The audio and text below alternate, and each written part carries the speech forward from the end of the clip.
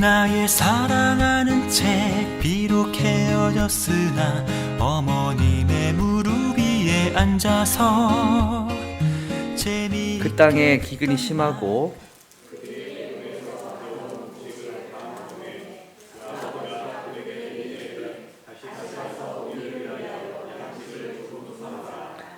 유다가 아버지에게 말하되 이르되 그 사람이 우리에게 엄히 경고하여 이르되 너희 아우가 너희와 함께 오지 아니하면 너희가 내 얼굴을 보지 못하리라 하였으니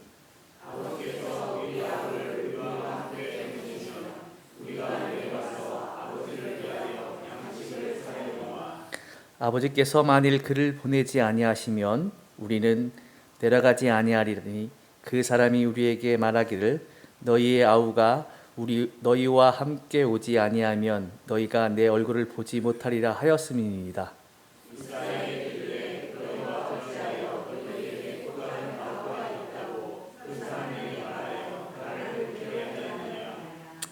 그들이 이르되 그 사람이 우리의 친족에 대하여 자세히 질문하여 이르기를 너희 아버지가 아직 살아계시느냐 너희에게 아우가 있느냐 하기로 그 묻는 말에 따라 그에게 대답할 것이니 그가 너희의 아우를 데려오라 할 줄을 우리가 어찌 알았으니까.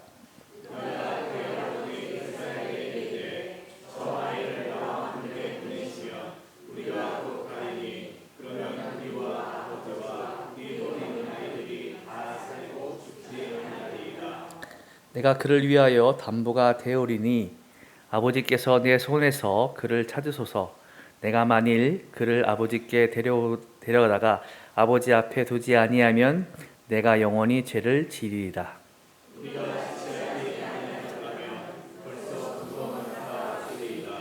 그들의 아버지 이스라엘이 그들에게 이르되 그러할진대 이렇게 하라. 너희는 이 땅의 아름다운 소산을 그릇에 담아 가지고 내려가서 그 사람에게 예물로 드릴지니 곧 유황 조금과 꿀 조금과 향품과 모략과 유황나무 열매와 감 복숭아이니라.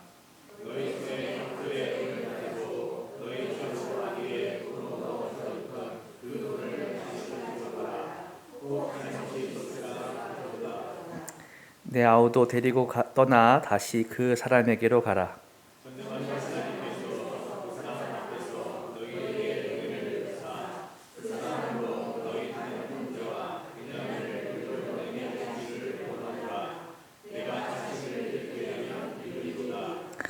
그 사람이 예물을 마련하고 갑절의 돈을 자기 손에 가지고 베냐민을 데리고 애굽에 내려가서 요셉 앞에 서니라. 아멘. 오늘은 먼저 그 시 한 편 하나 소개해드리고자 합니다. 미국의 리타 모란이라는 분이 쓴 시를 하나 소개하려고 합니다. 이분은 34살 된 딸이 먼저 세상을 떠나는 슬픔을 겪습니다. 그런 고통을 겪고 쓴 시입니다. 시의 제목은 Please, 제발이라는 시입니다. 제발 내가 슬픔을 완전히 극복했는지 묻지 말아주세요. 나는 결코 완전히 극복할 수 없을 겁니다. 제발 그가 지금 있는 곳이 이곳보다 낫다고 말하지 마세요. 내 곁에 없는 것이 문제이니까요. 제발 더 이상 그가 아프지 않으니 됐다고 말하지 마세요. 왜 그 애가 고통받아야 했는지도 아직 이해하지 못하고 있어요. 제발 내가 느끼는 것을 당신도 알고 있다고는 말하지 마세요. 당신 또한 아이를 잃었다면 모를까요? 제발 버티고 계속 살아가라고 말하지 마세요. 이렇게 버티고 있잖아요. 제발 좀 나아졌느냐고 묻지 마세요. 상실의 아픔은 사라지는 것이 아니잖아요. 제발 하나님은 실수를 범하지 않는다고 말하지 마세요. 그분이 일부러 이렇게 하셨다는 뜻인가요? 제발 적어도 그와 함께 34년을 함께 살지 않았느냐고 위로하지 마세요. 당신은 당신의 아이가 몇 살에 죽어야 한다는 건가요? 제발 신은 인간에게 견딜 만큼의 형벌만 내린다고 말하지 마세요. 인내력의 정도를 누가 결정하나요? 제발 당신의 마음이 아프다고만 말해주세요. 제발 그 아이를 기억하고 있다고만 말해주세요. 진실로 기억하고 있다면요. 제발 내가 말하고 싶을 때 그 말을 들어주세요. 그리고 제발 내가 울어야 한다면 울도록 내버려 두세요. 자, 이 시는 사랑하는 딸을 먼저 떠나보낸 사람의 마음을 조금이나 이해할 수 있게 해주는 시입니다. 특별히 이 시는 세월호의 비극으로 자녀들을 잃은 유가족들의 마음을 잘 표현해 주는 시로 화제가 된 적이 있습니다. 리타 모란이라는 분은 자녀를 잃은 그 슬픔 속에서 그녀가 가장 바라는 것은 단지 함께 아파해주고 함께 울어주기를 바라는 것이었습니다. 지난 금요일이었나요? 4월 16일 세월호 참사가 일어난 지 7주기가 되는 날이었습니다. 그날 우연히 텔레비전을 틀었다가 18의 기억, 25의 약속이라는 프로그램을 보게 되었습니다. 이 프로그램은 세월호 참사 당시 살아남은 그 단원 고등학교 학생들의 이야기입니다. 이제 25살의 어엿한 성인이 된 당시 생존자들의 이야기를 보여주는데 참 보는 내내 마음이 아팠습니다. 왜냐하면은 이 친구들은 세월호 참사의 생존자라는 사실을 가능한 밝히고 싶어하지 않는다라는 것입니다. 어떤 분들은 그 사실을 알면 좀 더 잘해주려고 하고 이해해주고 위로해 주려고 하는 분들도 있지만 또 어떤 분들은 괜히 좋지 않은 이상한 시각으로 보기 때문이다라는 것입니다. 그래서 생존자들은 되도록 그 사실을 감추려 하고 심지어 이력서를 작성하는데도 안산 단원고등학교를 졸업했다라는 그 이력을 쓰는 것도 꺼려하는 것을 보면서 참 마음이 아팠습니다. 도대체 이 학생들이 무슨 잘못이 있습니까? 그런데 우리 사회의 많은 사람들이 세월호의 셋자만 꺼내도 알러지 반응을 일으킵니다. 지겹다. 이제 좀 그만하자. 저는 이런 걸 보면서 왜 우리 사회가 이렇게 차갑고 각박하고 메마른 사회가 되는지, 아픈 사람과 함께 아파하는 것, 아픈 사람의 마음을 이해해 주는 것이 그렇게 어려운 일인가라는 그런 생각이 들었습니다. 가톨릭의 이혜인 수녀님이 그 프로그램에 나왔는데 세월호 그만 잊자라고 하는 말에 대해서 기억은 최소한의 사랑의 표현이라고 했습니다. 그러면서 이혜인 수녀님과 그 다른 동료 수녀분들이 이 세월호의 생존자들을 위로해 주는 것을 보면서 야, 저게 진짜 신앙인의 모습이 아닌가라는 생각이 들었습니다. 여러분, 성경은 우리에게 말씀해 주지 않습니까?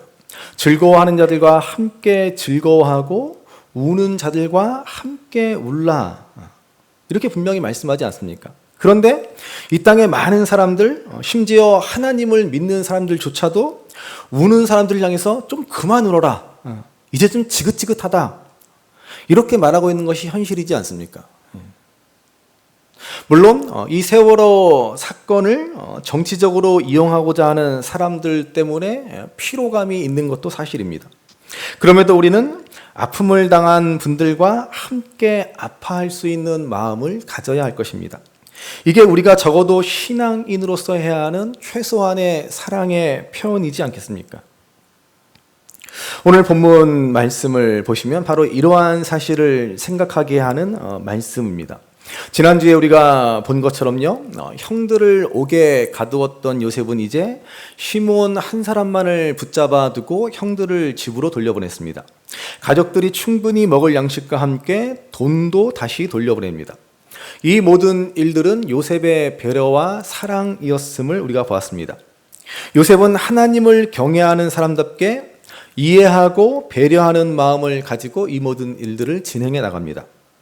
자, 그러면서 우리는 이 와중에 야곱의 첫째 아들과 둘째 아들인 르우벤과 시므온에 대해서 생각해 보았습니다. 이 과정을 통해서 르우벤, 시므온, 그리고 셋째 아들인 레위까지 왜 그들이 장자권을 받지 못했는가 하는 것을 생각해 보았습니다. 르우벤은 충동적이고 무책임한 사람이었습니다. 시므온과 레위는 자기 주장만 앞세우는 이기적인 사람이었습니다. 그들은 전혀 하나님을 경외하는 사람다운 모습을 보이지 못했습니다. 그래서 하나님의 축복, 하나님의 구원의 약속이 계승되는 장자권을 받지 못하게 된 것입니다. 자, 그러면 이 장자권은 누구에게 주어집니까? 바로 요셉과 유다 두 사람에게 주어졌다라는 것입니다. 여러분, 이게 사실 구약의 큰 중심 내용입니다. 구약은 이제 요셉의 아들인 에브라임 지파와 그리고 유다 지파 이 두 축으로 전개되는 것입니다. 그래서 출애굽한 이스라엘 백성들 가운데 가나안 땅에 들어가는 사람은 단 두 사람이지 않습니까? 누구예요? 여호수아와 갈렙 단 두 사람입니다. 바로 여호수아는 에브라임 지파고 갈렙은 유다 지파입니다. 이 두 지파가 앞으로 이스라엘을 이끌어가는 중심 지파가 될 것이고 장자권을 부여받았음을 상징적으로 보여주는 그러한 일이다라고도 할 수 있을 것입니다. 자, 오늘 본문은 그러면 왜 유다가 장자권을 얻기에 합당하였는가를 보여주는 말씀이라고 할 수 있습니다. 자, 오늘 본문 43장 1절 2절 말씀을 다시 보시겠습니다. 43장 1절 2절 같이 읽습니다. 그 땅에 기근이 심하고 그들이 애굽에서 가져온 곡식을 다 먹음에 그 아버지가 그들에게 이르되 다시 가서 우리를 위하여 양식을 조금 사오라. 자, 애굽에서 가져온 양식도 또 다 떨어졌습니다. 그래서 야곱은 아들들을 불러다가 다시 양식을 사오라라고 말하고 있습니다. 자, 근데 여러분, 이 부분에서 좀 뭔가 이상한 게 느껴지시지 않으십니까? 이걸 좀 느끼시는 분들은 좀 뭔가 좀 영적으로 뛰어나신 분이고, 그렇지 않은 분들은 그렇지 않다 그러면 제가 너무 억측이겠죠. 뭐 모를 수도 있습니다. 모를 수도 있겠지만은 뭔가 좀 이상해요. 뭐가 이상합니까? 이 야곱이요, 훗날 바로를 처음 만났을 때의 나이가 130세였습니다. 그러니까는 지금 적어도 아무리 못돼도 120세, 125세가량 되었다라는 겁니다. 그러면 야곱은 이제 나이가 먹을 대로 먹은 100세를 넘은 노인이고 아들들도 꽤 나이를 먹은 만큼 먹었을 것입니다. 첫째 아들인 루벤은 적어도 60세 이상이 되었다라는 것입니다. 그런데도 가만히 보면 이 아들들이 나서서 이 집안의 문제를 해결하려고 들지 않는다라는 것입니다. 집안의 양식이 다 떨어져 있는데 누구 하나 나서서 이 문제를 해결하려고 하지 않습니다. 도대체 왜 이러는 것입니까? 왜냐하면은 야곱이 아들들의 말을 신뢰하지 않기 때문입니다. 특히나 맏아들인 루벤, 시므온, 레위의 말을 별로 들으려 하지 않습니다. 어쩌면 야곱은 요셉이 죽은 일도 이 형제들의 책임이 있다는 사실을 직감하고 있을 것입니다. 왜 모르겠습니까? 부모의 직감이라는 게 있는데 요셉이 짐승에게 죽었다고 형제들이 거짓말을 했지만 이 형제들의 모습을 보면 좀 이상하다라는 생각을 왜 못하겠습니까? 야곱이 보통 사람이 아니지 않습니까? 여러분, 부모는 자식들을 보면 다 알지 않습니까? 특히 엄마는 못 속입니다. 그렇지 않습니까? 우리 자녀들은 꼭 기억하시기 바랍니다. 아빠는 속여도 엄마는 못 속입니다. 아시겠죠? 정말 그렇습니다. 제가 참 부끄러운 얘기지만요. 예전에 제가 초등학교 5학년 때로 기억하는데요. 어느 날 저녁에 그 아버지가 벗어놓은 양복 외투가 눈에 확 들어오는 거예요. 그래서 그날 정말 제가 뭐 이렇게 돈이 필요한 것도 아니었던 것 같은데 특별히 뭐 사고 싶은 것도 없는데 아버지는 가족들은 다 자고 있고 아버지의 양복 외투가 있는 걸 보고 제가 아버지의 양복 외투에서 당시 돈으로 5,000원을 몰래 꺼냈습니다. 짜장면이 500원 하던 시절이니까요. 뭐 5,000원이면 상당히 큰 돈이죠. 초등학생한테는. 그러고 뭐에 그 돈을 썼는지는 모르겠지만 하여튼 신나게 썼겠죠. 근데 다음날 저녁 때 아버지가 지갑에서 5,000원이 없어졌다고 어머니한테 하는 소리를 들었습니다. 뭐 잃어버릴 만한 데가 없는데 이상하다 뭐 갸우뚱하시는 거예요.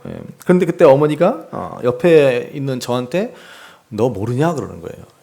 그래서 그럼 뭐 아마도 제 표정이나 뭔가 좀 수상적인 느낌이 들으셨겠죠. 그래서 제가 뭐 심증은 있으나 뭐 물증이 없으니까 뭐 딱 잡아 뗐습니다. 그리고 나서 며칠 후에 또 아버지의 양복 윗도리가 또 있는 거예요. 그래서 이번에는 제가 대범하게 10,000원을 꺼냈습니다. 그런데 그 순간 너 모르냐? 라는 그 어머니의 말이 번뜩 생각나는 거예요. 그래서 제가 이러면 안 되겠다 라고 해서 그 10,000원짜리를 도로 집어넣은 일이 있습니다. 아마 제가 그때 도로 집어넣지 않고 그 10,000원짜리를 가지고 또 신나게 썼더라면 지금쯤은 저기 어디 교도소에 가 있지 않을까, 뭐 그런 생각. 하나님의 은혜죠. 그러니까 여러분, 엄마는 다 알고 있다는 거예요. 다른 사람은 속여도 엄마는 못 속입니다. 우리 학생 여러분들은 꼭 기억하시기 바랍니다. 야곱은 이 요셉의 일과 관련해서 이 아들들, 이 자식들이 한 일에 대해서 어느 정도 감은 잡고 있었을 것이라는 것입니다. 다만 심증은 있으나 물증이 없을 뿐입니다. 그래서 베냐민을 애굽에 데려가야 한다는 이 형들한테, 이 자식들한테 이렇게 말하지 않습니까? 앞에 창세기 42장 36절 말씀을 보시기 바랍니다. 창세기 42장 36절 같이 읽습니다. 그들의 아버지 야곱이 그들에게 이르되 너희가 나에게 내 자식을 잃게 하도다. 요셉도 없어졌고 시몬도 없어졌거늘 베냐민을 또 빼앗아 가고자 하니 이는 다 나를 해롭게 함이로다. 자, 야곱이 아들들에게 뭐라 그래요? 너희가 또 베냐민마저 또 빼앗아 가려고 하느냐? 이 말이지 않습니까? 요셉을 빼앗아 가놓고 또 그러느냐? 뭐 이런 뜻이 이 말에 담겨 있지 않습니까? 아마 이 말을 들은 아들들은 뜨끔했을 것입니다. 상황이 이렇다 보니 누구 하나 야곱 앞에 나서질 못합니다. 형들이 나서질 않으니 동생들은 나서겠습니까? 이전에 루벤이 한 번 나섰지만 보기 좋게 무시당한 적이 있습니다. 창세기 42장 37절 말씀을 보십시오. 같이 읽습니다. 루벤이 그의 아버지에게 말하여 이르되 내가 그를 아버지께로 데리고 오지 아니하거든 내 두 아들을 죽이소서 그를 내 손에 맡기소서 내가 그를 아버지께로 데리고 돌아오리이다. 자, 하여간 루벤은 참 충동적입니다. 여러분, 이게 지금 아버지한테 할 소리입니까? 내가 베냐민을 데려갔다가 데려오지 않으면 내 두 아들을 죽이소서 그럽니다. 아니, 자식이 못 돌아온다고 손자를 죽이는 할아버지가 어디 있습니까? 아무리 상황이 급해도 그렇지 루벤은 정말로 할 말 못한 말을 가리지 않고 그냥 충동적으로 이렇게 말을 하는 사람입니다. 우리가 사사기를 보면 입다라는 사사가 있지 않습니까? 입다는 암몬과의 전투를 앞두고 함부로 하나님께 서원합니다. 내가 오늘 전쟁에서 이기고 돌아오면 가장 처음 맞이하는 사람을 하나님께 제물로 바치겠나이다. 함부로 그런 서원을 합니다. 하나님이 언제 사람을 제물로 바치라 그랬습니까? 하나님이 그런 일을 좋아나 하시겠습니까?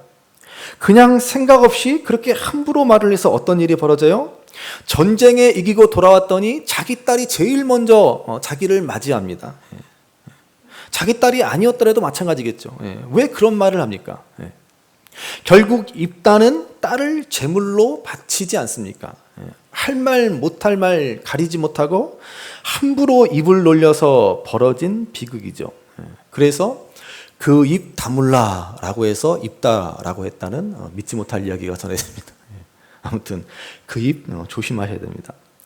아무튼 이전에 한번 루벤은 나섰다가 역시나 되지도 않는 소리를 해가지고 아버지 야곱의 신뢰를 더 잃어버리고 말았습니다. 그러니 이제 양식은 다 떨어져가고 다시 애굽에 가서 양식을 구해야 하는데 누구 하나 나서지 못하고 다 입을 꾹 다물고 있는 것입니다. 결국 보다 못한 아버지 야곱이 나와서 양식을 좀 사와야 되지 않겠느냐라고 아들들을 채근합니다. 자, 이때 누가 나섭니까? 바로 유다입니다. 자, 3절 말씀 보시죠. 보면 창세기 43장 3절 같이 읽습니다. 유다가 아버지에게 말하여 이르되 그 사람이 우리에게 엄히 경고하여 이르되 너희 아우가 너희와 함께 오지 아니하면 너희가 내 얼굴을 보지 못하리라 하였으니. 자, 그 밑에를 쭉 보시면 유다는 지금 정확하게 팩트를 문제를 얘기합니다. 그냥 애굽으로 가서 양식을 사올 수 없다는 것입니다. 베냐민을 데려가야만 양식도 구하고 시므온도 구할 수 있다는 것입니다. 지금 양식을 구하러 가는 문제와 베냐민을 애굽으로 데리고 가는 문제가 함께 엮여 있습니다. 그러나 거기에는 야곱과 아들들의 신뢰, 서로 간의 소통의 문제가 함께 엮여 있다는 것입니다. 야곱은 아들들을 신뢰하지 못합니다. 베냐민을 저 또 데려갔다가 또 베냐민을 잃을까? 아들을 믿지 못합니다. 아들들도 아버지 야곱 앞에서 지은 죄가 있기 때문에 떳떳하지 못합니다. 그러니 양식을 구하는 문제가 해결되지 않고 있습니다. 이 양식을 구하는 문제는 참으로 시급한 문제라고 할 수 있습니다. 그러나 아버지와 아들 간의 신뢰와 소통의 문제는 중요한 문제라는 것입니다.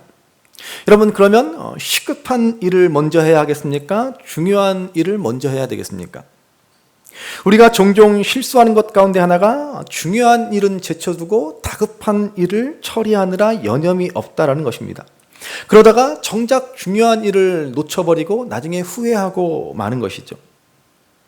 성공하는 사람들의 7가지 습관이라는 책을 쓴 스티븐 코비 박사의 소중한 것을 먼저 하라라는 책에 보시면 80대 20의 법칙을 말하고 있습니다. 이 80대 20의 법칙이 뭐냐 하면요, 보통 우리 인생은 80%의 사소한 일과 20%의 중요한 일로 되어 있다는 것입니다. 그런데 그 결과는 서로 반대라는 것입니다. 80%의 사소한 일은 20%의 결과밖에 내지 못하고, 반면 20%의 중요한 일은 80%의 결과를 얻게 한다라는 것입니다. 자, 그러면 우리는 어떻게 해야 합니까? 당연히 20%의 중요한 일에 집중해야 합니다.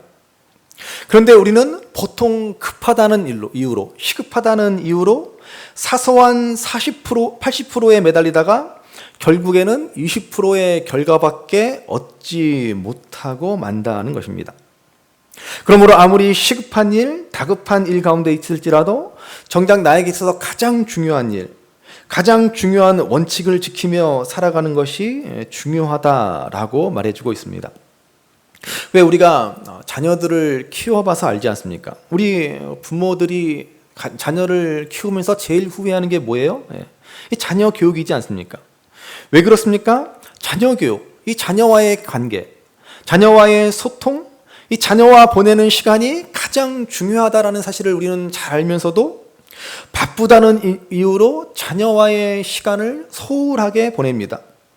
그리고는 그렇게 열심히 살아왔지만 어느새 훌쩍 커버린 자녀들을 보면서 후회하는 것이죠. 아, 내가 정말로 중요한 것을 놓치며 살았구나.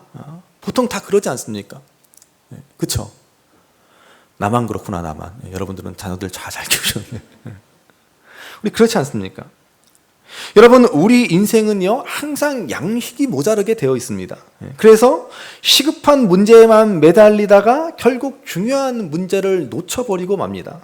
그러나 우리가 인생의 중요한 문제를 풀면 시급한 문제는 저절로 풀리기 마련입니다. 오늘 야곱의 집안의 문제는 뭐예요? 양식이 없다는 시급한 문제가 있지만 정말 중요한 문제는 아버지와 아들들과의 관계가 단절되었다라는 것입니다. 야곱은 야곱대로 요셉을 잃은 후에 베냐민에게만 치중하고 베냐민만 애지중지합니다. 아들들은 아들들대로 요셉의 일로 아버지에게 떳떳하지 못하게 되었고 그런 상태가 오래 지속되었습니다. 그러니 아버지 야곱이 누구하고 속 터놓고 얘기를 할 수 있습니까? 루벤이랑 하겠습니까? 시므온이랑 하겠습니까? 레위랑 하겠습니까? 이 가정의 오래된 문제가 바로 이것입니다. 그러다가 이제 양식이 떨어지는 어려운 문제를 만나니까 좀처럼 해결을 하지 못한다라는 것입니다. 그때 그나마 유다가 아버지에게 말문을 엽니다. 여러분, 이 부분이 정말 중요한 부분입니다. 야곱의 아들들 가운데 그나마 아버지 야곱과 소통이 된 아들이 바로 이 유다였다는 것입니다. 지금 베냐민을 놓지 않으려는, 베냐민을 보낼 수 없는 이 아버지 야곱의 마음을 그래도 이해하고 헤아릴 수 있는 것이 유다라는 것입니다. 왜냐하면 유다도 아들을 잃은 경험이 있기 때문에 그렇습니다. 우리가 창세기 38장에서 보았지만은 유다는 엘과 오난이라는 두 아들을 먼저 보내게 됩니다. 이 일을 통해서 유다는 요셉을 잃은 아버지 야곱의 마음을 가장 잘 이해하고 있다는 것입니다. 아버지 야곱의 불안이 무엇인지, 그의 걱정이 무엇인지, 왜 아버지 야곱이 베냐민을 그처럼 놓지를 못하고 있는지 그 심정을 충분히 이해한다는 말입니다. 그러니까는 그나마 유일하게 아버지 야곱과 대화가 되는 것이 유다라는 것입니다. 그래서 여러분, 흔히 하는 말로 야곱의 아들 가운데 가장 철든 아들이 바로 유다라고 할 수 있습니다. 왜? 부모의 마음을 헤아리기 시작하기 때문에. 부모의 마음을 이해하기 시작하면 철이 들었다라고 말할 수 있지 않습니까? 저는 저와 여러분들도 신앙의 철이 들기를 간절히 바랍니다. 하나님 아버지의 마음을 잘 이해하셔야 합니다. 옆 사람과 좀 권면하실까요? 신앙의 철 좀 듭시다. 신앙의 철 좀 듭시다. 안 그러면 군대 가서 철이라도 듭시다. 철든 신앙, 우리는 성숙한 신앙이 되어야 합니다. 철없는 신앙에 머물러서는 안 됩니다. 하나님 아버지의 마음을 잘 이해해야 한다는 것이죠. 그리고 옆에 있는 성도들, 이웃들의 마음도 잘 헤아릴 줄 알아야 하는 것입니다. 여러분, 그게 성숙한 신앙이지 도대체 뭐가 성숙한 신앙입니까? 맨날 뭐 하나님 믿노라 하면서 뭐 기도하고 말씀 보면서 하나님 마음을 하나도 이해하지 못하고 이웃들의 마음을 하나도 헤아리지 못한다면 도대체 그게 무슨 성숙한 신앙입니까? 우리가 왜 성경을 읽고 왜 기도를 합니까? 하나님의 마음을 이해하고 이웃들을 이해하기 위해서이지 않습니까? 뭐 다른 이유가 있습니까? 뭐 시급한 일 해결해 달라고 우리가 하나님께 간절히 기도하고 매달리지만 그러는 가운데 우리는 하나님의 마음을 이해하고 이웃들을 바라볼 수 있게 되는 것이죠. 중요한 문제가 해결되는 것입니다. 그러면 여러분, 시급한 문제들은 자연스럽게 해결되게 되어 있습니다. 오늘 유다는 야곱의 마음을 가장 잘 이해했기 때문에 아버지 앞에서 말문이 트이고 대화의 실마리가 풀렸다는 것입니다. 여러분, 오늘 우리 사회를 돌아보면요, 도대체 왜 이렇게 대화가 안 되고 소통이 안 되는지 모르겠습니다. 각자 자기 입장에서만 생각하니 도대체 무슨 대화가 됩니까? 남의 말은 들어보려고 하지도 않고 이해하고자 하는 마음은 눈꼽만큼도 없습니다. 그냥 자기 주장만 옳다라고 목소리만 높일 뿐입니다.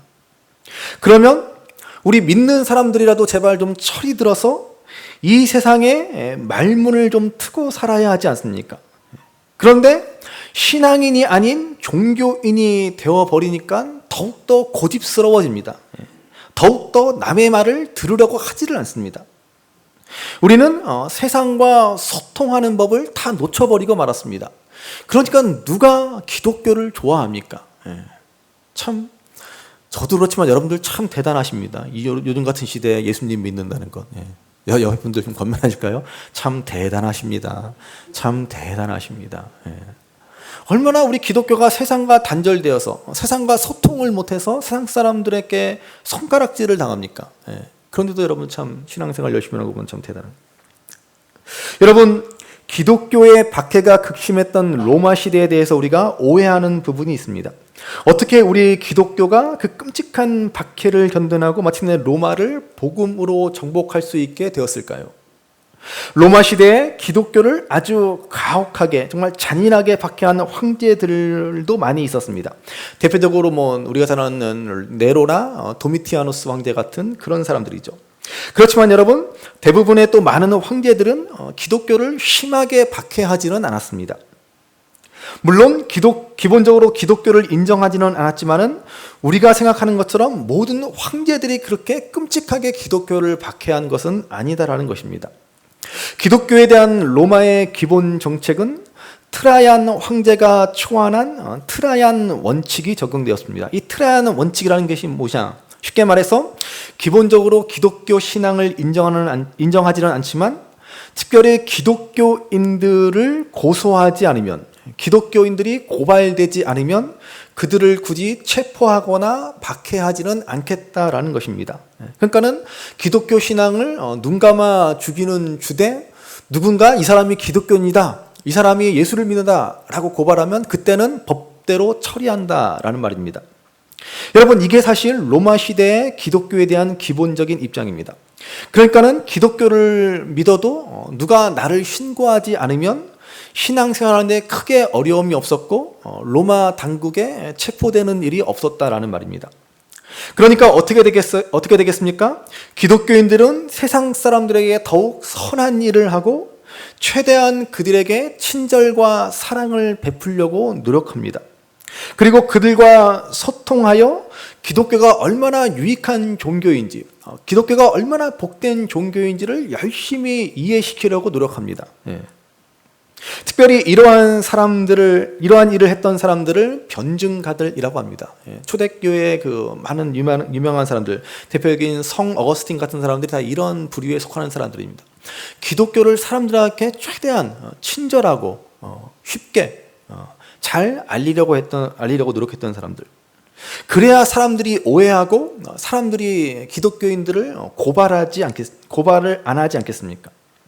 물론 안 그래도 우리 기독교는 사랑과 선행을 실천해야 하지만 고발당하지 않으려고 세상 사람들에게 더욱 친절하게 행하고 그들과 최대한 소통하기 위해 노력했다라는 말입니다. 그래서 결국 마침내 기독교는 로마를 복음으로 정복하게 되었습니다. 물론 거기에는 수많은 순교자의 피가 있었던 것도 사실입니다. 여러분, 성숙하고 온전한 신앙은 뭐예요? 이웃을 이해하고 대화하려고 노력하고 소통하는 것입니다. 거기에서부터 생명의 싹이 트고 변화의 역사가 일어나는 것입니다. 그런데 기독교가 생명을 잃어버리면 어떻게 됩니까? 다른 사람에 대해서 무관심해지고 만다는 것입니다. 다른 사람에 대한 관심을 잃어버리고 맙니다. 다른 사람들을 함부로 무시하고 무참히 생명을 짓밟는 일까지도 자행합니다. 그게 뭐예요? 바로 중세 암흑기, 그 어두운 시대에 우리 기독교가 보여준 모습이지 않습니까? 대표적으로 마녀 사냥이나 십자군 전쟁 같은 것이죠. 이게 다 무엇을 말합니까? 우리 기독교가 생명을 잃어버렸고 이웃을 이해하고 사랑하고 소통하는 것을 잃어버렸기 때문에 벌어진 일들입니다. 그러면 이제 우리 기독교는 한낱 종교로 전락해 버리고 마는 것입니다. 이 세상에 수많은 종교 가운데 하나의 종교일 뿐이 되고 마는 것입니다. 아니 목사님, 그래도 우리는 참 신이신 하나님을 믿는데 어떻게 우리가 불교나 다른 종교들과 똑같을 수가 있습니까? 여러분 그렇게 생각하실지 모르지만은 그렇지 않습니다. 지난주 말씀처럼 하나님을 믿는 게 무엇입니까? 입술로 주여 주여 외치는 게 하나님을 믿는 것입니까? 정말 우리가 하나님을 경외하노라, 하나님을 믿노라 그렇다면 세상을 이해하고 바라보는 시각이 달라져야 한다는 것입니다. 그렇게 말문이 트이고 소통해야 한다는 것입니다. 그래서 오늘 본문 6절을 보시기 바랍니다. 이제 아버지 야곱이 뭐라 그럽니까? 6절 말씀 같이 읽습니다. 이스라엘이 이르되 너희가 어찌하여 너희에게 또 다른 아우가 있다고 그 사람에게 말하여 나를 괴롭게 하였느냐. 왜 너희들은 베냐민 얘기를 해서 일을 이렇게 만드냐라고 지금 야곱이 하소연합니다. 여러분 이 말을 잘 보면 야곱의 마음이 지금 열렸다라는 것을 알 수 있습니다. 지금까지 야곱은 베냐민만큼은 절대로 안 돼라는 태도였습니다. 그런데 이 말에는 이제는 베냐민을 어쩔 수 없이 보내야겠구나라는 생각이 깔려 있다는 것이죠. 그래서 왜 이렇게밖에 할 수 없는 상황을 너희는 만들었느냐라며 넋두리를 늘어놓고 있습니다. 그러자 유다는 이렇게 될 줄을 모르고 그 사람이 꼬치꼬치 묻길래 베냐민 얘기를 한 것일 뿐입니다 라며 자초지정을 설명하는 것을 보게 됩니다. 그런데 우리가 이 6절 말씀에 눈여겨보아야 할 단어가 있습니다. 여기서 야곱을 또 이스라엘이라고 쓰고 있다는 것입니다. 지난번에도 한번 말씀드렸는데요, 야곱을 이스라엘로 바꿨으면은 그것은 하나님이 개입하시는 하나님의 사건이 되는 것이다 라고 말씀드렸습니다. 지금 이 단순한 이 한 가정의 일, 이 일이 하나님의 일로 바뀌었다라는 말입니다. 지금 야곱의 마음이 달라졌고 베냐민을 보내기로 마음을 먹었습니다. 그래서 이 일이 하나님의 일이 되었다라는 것입니다. 여러분, 신앙이라는 것이 무엇입니까? 우리 개인의 일상에 하나님이 개입하셔서 하나님의 일이 되는 것입니다. 지금 야곱의 집에 양식이 떨어졌습니다. 이 일을 해결하고자 하는 이 한 가정의 일이 이제 하나님의 구원의 역사가 펼쳐지는 일이 되었다는 것입니다. 이것을 우리가 섭리라고 말합니다. 여러분, 거창하게 무슨 대단한 일을 하고 가진 것 다 팔아서 선교사로 떠나고 이런 것만이 하나님의 일이 되는 것이 아닙니다. 평범한 우리의 일상이 다 하나님의 일이 되어야 합니다. 그냥 우리끼리 지지고 볶고 맨날 우리끼리 우리 힘 가지고 살려고 노력하면 그게 하나님의 일이 되겠습니까? 그렇지만은 우리가 기도하면 우리 가정을 위해 기도하고 교회를 위해서 기도하고 일터를 위해 기도하기 시작하면 그 모든 일이 하나님의 일로 바뀌는 것을 우리는 경험하게 될 것입니다. 그러므로 여러분, 하나님의 일을 한다면서 무슨 크고 거창한 일을 해야 된다라고 생각하지 마시기 바랍니다. 큰 일을 할 것도 없고 되지도 않습니다. 우리가 하고 있는 날마다의 하루하루의 평범한 일상, 아무리 사소한 일이라도 하나님을 의지하며 하나님께 기도하며 감당하면 하나님이 그걸 받으시고 개입하셔서 하나님의 일로 만들어 가시는 것입니다. 그걸 우리가 신앙이라고 하고 그걸 우리가 믿음이라고 하는 것입니다. 하나님 안 믿는 사람들은 그냥 열심히 자기 일하면서 자기 힘으로 사는 것이고, 우리 믿는 사람들은 작은 일이라도 하나님의 돌보심과 은혜를 구하며 살아갑니다. 그러면 우리의 하루하루의 일상, 우리가 생각하는 그 작은 일들이 하나님의 일이 되는 것입니다. 오늘 유다와 야곱의 대화를 통해서 그들의 마음의 벽은 허물어지고 하나님의 놀라운 구원의 역사가 나타나게 되는 것을 우리가 봅니다. 그리고 오늘 본문에서 유다가 결정적인 한마디를 합니다. 본문 9절 말씀을 보시죠. 9절 같이 읽습니다. 내가 그를 위하여 담보가 되오리니 아버지께서 내 손에서 그를 찾으소서. 내가 만일 그를 아버지께 데려다가 아버지 앞에 두지 아니하면 내가 영원히 죄를 지리이다. 아멘. 자, 유다는 내가 담보가 되오리니라고 말합니다. 담보가 뭐예요? 대신 값을 치르는 것이죠. 혹 베냐민이 무슨 일을 당하면 내가 대신 당하겠다라는 것입니다. 성경학자들은 이 한마디가 바로 유다가 장자권을 얻게 되는 결정적인 말이 되었다라고 합니다. 유다는 베냐민 대신 자신의 목숨을 내놓겠다라고 말하고 있는 것입니다. 누가 생각납니까? 바로 우리 예수님께서 우리를 위해서 하신 일이지 않습니까? 예수님께서 십자가 위에서 우리 대신 목숨을 버리시지 않았습니까? 유다는 지금 바로 그러한 대속적인 사랑, 대속적 희생을 말하고 있습니다. 그렇게 해서라도 베냐민을 살리고 아버지 야곱을 살리고 온 가족을 살리겠다라는 것입니다. 이에 야곱은 이제 마음을 확실히 결정하고 베냐민을 애굽으로 보내기로 하는 것을 보게 됩니다. 그러므로 오늘 우리는 이 유다를 통해서 그가 왜 장자권의 축복을 받게 되었는지를 알아야 합니다. 그는 자신의 희생을 각오하면서까지 온 가족을 살리고자 했습니다. 유다는 바로 예수님께서 십자가에서 우리를 위해 행하신 그 대속적 사랑을 보여준 것입니다. 신약의 히브리서 4장 15절 말씀에 보면 이런 주님의 대속적 사랑을 이렇게 말씀해 줍니다. 히브리서 4장 15절 말씀 같이 읽습니다. 우리에게 있는 대제사장은 우리의 연약함을 동정하지 못하실 이가 아니요. 아멘. 우리 죄를 대속하기 위해서 친히 대제사장이 되신 예수님은 우리의 연약함을 동정하지 못하실 이가 아닙니다. 여기 동정하다라는 말의 헬라어 본뜻은 함께 느낀다, 함께 아파한다, 더불어 같이 고통을 느낀다, 이런 뜻입니다. 여러분, 예수님은 우리의 고통을 함께 느끼십니다. 우리의 아픔을 아시고 우리의 좌절과 실망을 다 알고 계십니다. 내 답답함을 아시고 내 억울하고 원통한 일도 다 아십니다. 내 연약함과 부끄러움도 아시고 함께 아파하시는 분이 우리 예수님입니다. 그래서 그분은 우리를 고치시고 우리를 낫게 하시고 우리를 새롭게 하실 수 있는 분입니다. 여러분, 오늘 이 땅의 교회와 성도들이 왜 이 십자가의 능력을 잃어버리고 말았습니까? 왜 도대체 우리는 이 땅의 아픔과 상처를 보면서도, 왜 이 땅에 이렇게 고통 속에 탄식하는 사람들이 이렇게 많은데도 이 아픔과 상처, 갈등과 분열을 치유하지 못합니까? 다른 이유가 아닙니다. 우리는 이 땅의 아픔에 동정하지 못하기 때문에 그렇습니다. 우리는 우는 자들과 함께 우는 법을 잃어버리고 말았기 때문에 그렇습니다. 그들의 아픔을 이해하려 하지 않습니다. 그들의 고통스러운 외침에 귀를 닫아버렸기 때문에 그렇습니다.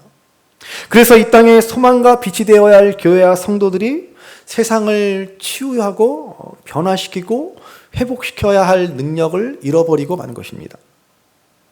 그러므로 오늘 아버지의 아픔을 이해하고 대속적인 사랑을 실천한 유다와 같이 예수님이 십자가 위에서 우리를 위해서 이루어놓으신 이 놀라운 은혜를 다시 한번 깊이 기억하시기 바랍니다.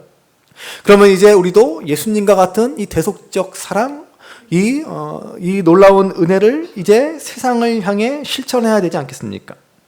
이제 우리도 우리 이웃의 아픔에 귀를 기울이며 우는 자들과 함께 우는 자들이 되어서 우리의 삶을 통해서 이 땅을 치유하는 하나님의 일이 나타나야 하지 않겠습니까?